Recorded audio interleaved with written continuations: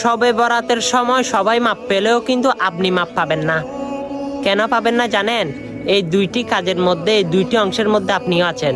কারণ আমার প্রিয় নবীজি বলে, দুইজন মানুষকে ছাড়া সবাইকে আল্লাহ রাব্বুল আলামিন শবে বরাতে মাফ করে দিবে, কিন্তু দুই শ্রেণীর ব্যক্তিকে মাফ করবে না। তারা কারা? তার মধ্যে আপনি আছেন কিনা ভিডিওটা দেখেন। প্রথমত হচ্ছে মুশরিক, আর দ্বিতীয়ত হচ্ছে বিদ্রোহ পোষণকারী।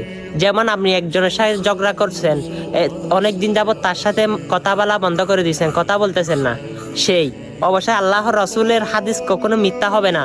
অবশ্যই সকল মুসলমানকে জানিয়ে দেন, সকল মুসলমান জানুক, এবং শবে বরাত আসার সাথে সাথে এই দুইটা দিক থেকে তারা সরে আসুক, এবং আল্লাহ দেখবেন শবে বরাতের রাতে আপনার উসিলায় ওদেরকে মাফ করে দিবে।